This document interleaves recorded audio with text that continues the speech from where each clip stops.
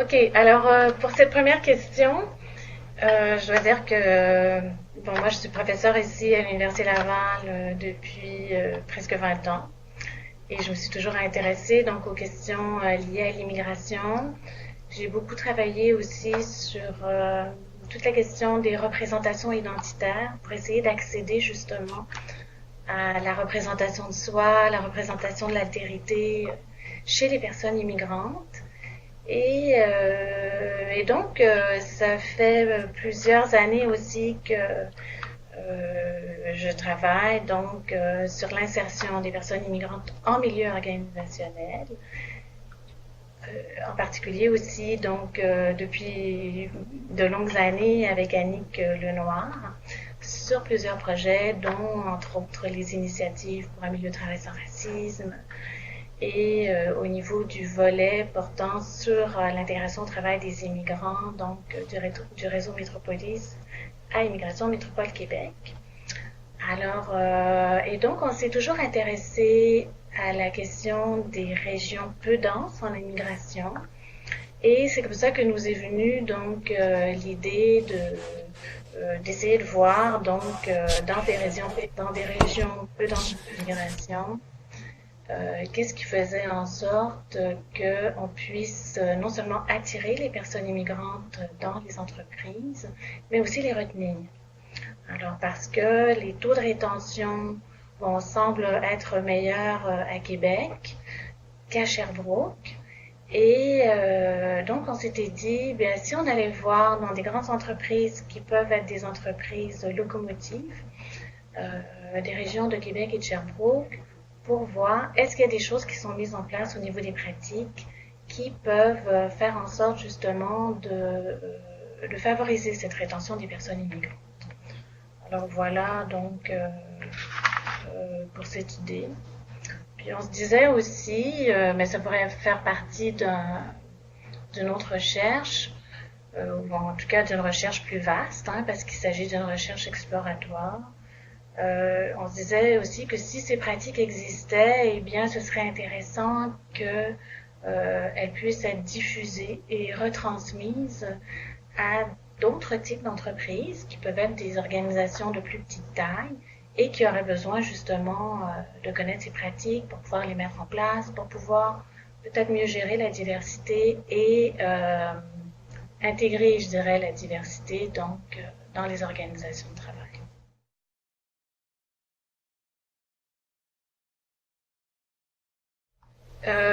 Bien en fait, c'est une recherche qui est une recherche exploratoire. Donc, ce qu'on s'est dit, c'est que on voulait aller justement dans ce que je vous disais, des grandes entreprises qui peuvent avoir des départements, par exemple, de ressources humaines, qui sont des entreprises qui correspondent aussi aux différents secteurs industriels d'activité euh, des deux villes. C'est sûr que moi, je vais parler plus pour Québec.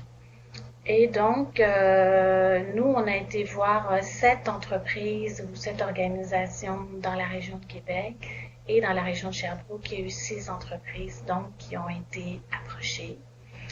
Euh, donc, qui font partie de toutes sortes de secteurs, par exemple, gestion des messageries, coûts de chauffage, manufacturier, centres d'appel, les secteurs technologiques, de la fonction publique, de l'administration publique, ici au niveau de Québec. Alors l'objet, c'était d'aller voir quelles sont ces différentes pratiques de rétention de la main-d'œuvre. Et donc, on a décidé d'y aller, comme c'était une étude exploratoire, donc on a fonctionné avec des questionnaires. C'est une étude aussi qui est une méthodologie de type qualitatif, donc on a fait des analyses au niveau des discours. Et on s'est intéressé donc à la question du recrutement, de l'embauche, de l'intégration des personnes à l'intérieur de l'entreprise. On a essayé de voir s'il y avait différents mécanismes au niveau de la gestion interculturelle des ressources humaines, ces bateaux de roulement, et qu'est-ce qui faisait aussi au niveau de la formation continue, et quelle était peut-être l'influence aussi du contexte régional. On s'est demandé aussi s'il y avait des pratiques spécifiques qui étaient destinées à la main-d'œuvre issue de l'immigration. ou si c'était des pratiques qui étaient destinées à tous.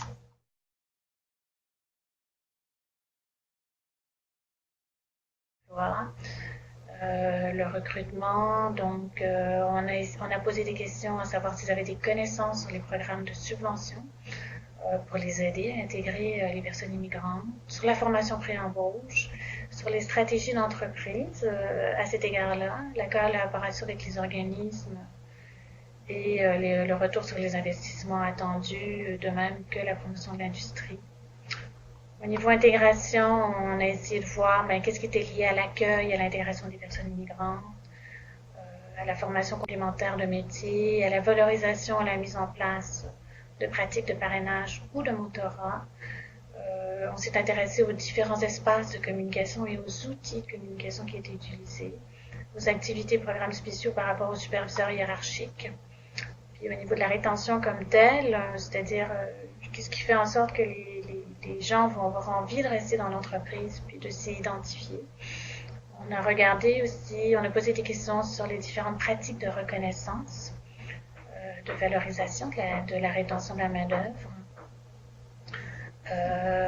Au niveau de la formation, au niveau des promotions, au niveau aussi du soutien apporté aux conjoints et conjointes pour la recherche d'emploi, puis à l'autonomie et à la responsabilisation par rapport à l'emploi à exercer et au travail exercé.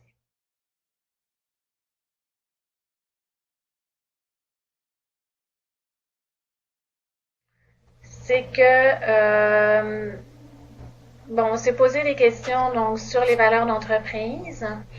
En général, ce qu'on a vu plus tôt, c'est que c'était des valeurs d'entreprise qui étaient liées, dans ces différentes entreprises, c'est ce qu'on nous a dit, on se base sur le discours des gestionnaires interrogés ou des administrateurs. Donc toute la question de l'ouverture, de l'inclusion, d'avoir une structure aplatie chez certains, et aussi une culture de proximité. Et donc, tout ça, ce sont des valeurs qui peuvent faire en sorte de créer des milieux de travail qui sont inclusifs et qui peuvent être aussi intéressants en termes d'échange entre les personnes. Alors, au niveau donc des pratiques spécifiques à une main-d'œuvre issue de l'immigration, on a certaines entreprises qui ont mis en place des procédures de recrutement à l'étranger lors de missions de recrutement à l'international, et ça, c'est pour 71% à Québec. On dit aussi que ce qu'on nous a dit, c'est que les qualifications des futurs employés sont très importantes aussi au niveau de l'embauche pour les entreprises, pour les organisations participantes. Donc, leurs connaissances vont être validées. Ils vont vérifier aussi que les gens ont un permis de travail, que les gens sont accompagnés dans certaines organisations par rapport à leur dossier d'équivalence pour essayer de faire reconnaître leurs compétences et leurs acquis. Pour d'autres, toute la question de la reconnaissance des diplômes va être un prérequis avant donc l'occupation du poste. Entre autres, si on regarde donc dans le domaine de la consultation, par exemple, où tous les contrats sont octroyés donc par des processus de soumission, puis le fait donc d'avoir des diplômes reconnus, ça peut être effectivement extrêmement important. Alors, au niveau des compétences, souvent les employeurs vont dire, écoutez, il y a le niveau de compétence peut être jugé très élevé. Et il y en a qui vont envisager des risques de déqualification et de démotivation. Puis il y en a pour d'autres, ils vont dire, c'est une main-d'œuvre qui est multilingue, donc ça peut être extrêmement intéressant de pouvoir donc avoir ces employés. Donc, on peut dire que les employeurs sont locaux sur la valeur ajoutée pour l'entreprise de la carte immigration. Ils vont dire que c'est un investissement coûteux en argent et en temps. Ils s'accordent pour dire que c'est un choix donc stratégique d'entreprise qui constitue une très grande richesse. Et souvent aussi donc vont faire des partenariats avec des organismes comme Québec International qui peut être mentionné donc comme un succès. Parce que Québec international donc va faire justement ces fameuses missions, va accompagner les employeurs dans ces fameuses missions de recrutement. Alors on a des données qui sont fragmentaires, qui sont exploratoires, c'est seulement 7 entreprises dans 6 secteurs en particulier. On voit qu'il y a un réel souci donc qui est exprimé par les gestionnaires des ressources humaines à bien exercer ces tâches, donc qui sont liées à l'intégration organisationnelle, en portant une grande attention au fait que les personnes qui sont embauchées sont issues de l'immigration. Alors, il y a des tactiques collectives qui peuvent être mises en place. Par exemple, on va visiter l'entreprise, parfois on va visiter la ville, on va avoir des sessions d'accueil et d'intégration. Puis, il y a aussi des tactiques de socialisation organisationnelle qui visent ces employés, mais qui sont souvent fixes et formelles, et donc qui vont mener le nouveau employé ou la nouvelle employée donc à une meilleure maîtrise des tâches. Alors, souvent, ce qu'on peut dire, c'est que cette gestion de la diversité, elle va se faire de façon individualisée, parce qu'il n'y a pas de programme comme tel qui vont s'adresser plus spécifiquement aux personnes immigrantes. Et à l'intérieur de ça, donc, il y a un accompagnement qui est peut-être plus individualisé et plus personnalisé pour les personnes immigrantes, qui souvent donc sont en petite, voyons le taux d'immigration dans les organisations va être souvent très faible. Alors, on va regarder donc au niveau du professionnalisme certaines choses qui vont être importantes.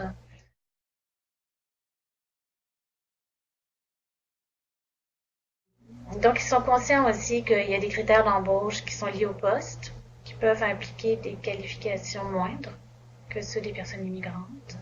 Puis un souci d'accompagnement dans l'organisation de travail et aussi bien comprendre les différentes relations hiérarchiques dans l'entreprise. On sait que toute la question de la distance hiérarchique, justement au niveau du milieu de travail, eh bien, ça peut colorer en quelque sorte les interactions entre les personnes.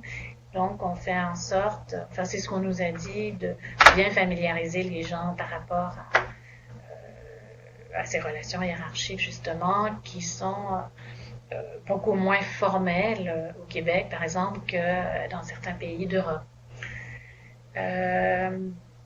Alors, on peut dire aussi que les rapports aux superviseurs ont différentes fonctions. Il y a 2 organisations de Québec qui mentionnent des rencontres avec les employés à l'année afin de socialiser et de s'assurer que l'employé va bien comprendre les consignes. Il y a aussi donc des choses qui sont faites au niveau de la santé et sécurité dans l'entreprise. Alors, ce qu'on peut dire, parmi les stratégies qui sont liées à l'intégration d'une main-d'œuvre issue de l'immigration au sein du personnel, on va dire l'ouverture, être le reflet de la société dans son ensemble. Puis, il y a des visées économiques qui sont présentes, parce que ces candidats-là sont jugés plus réceptifs au poste d'entrée. Et souvent, il y en a qui vont dire, mais ils sont plus fidèles. Évidemment, ça dépend des différents secteurs d'entreprise. Bon, il y a certains employeurs aussi qui vont favoriser l'implication de coachs dans le soutien aux employés. Et donc, ils parlent aussi de l'importance ou de la nécessité d'équilibrer au sein de l'entreprise le nombre de Québécois natifs et d'origine immigrante. Au niveau des stratégies relationnelles, on va essayer d'intégrer l'humour, on va mettre l'accent sur le respect des croyances et de la vie privée des employés.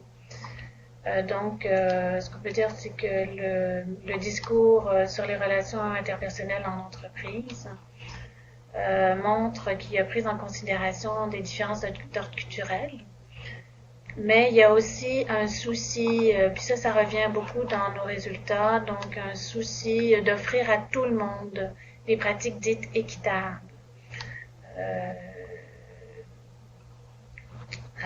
Voilà, donc au niveau de la gestion de la diversité, ce qu'on peut voir, c'est que ça peut être évidemment un avantage stratégique pour l'organisation.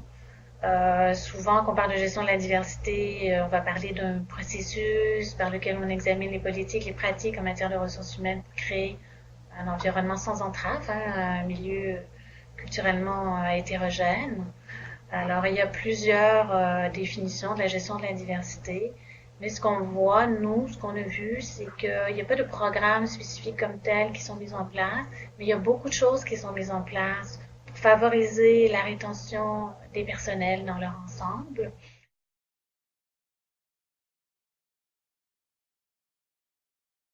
Euh, Par exemple, on va parler au niveau de la communication, donc on va essayer d'améliorer le niveau de langage dans un but de meilleur service aux clients et d'une meilleure intégration dans le milieu de travail. Donc, il peut y avoir des formations linguistiques qui sont spécifiques pour les personnes immigrantes.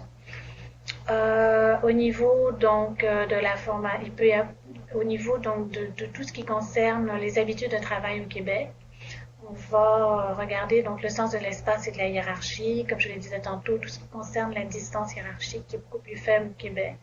Faire comprendre aux employés donc que ça va jouer dans les rapports à la hiérarchie et dans les rapports aux clients.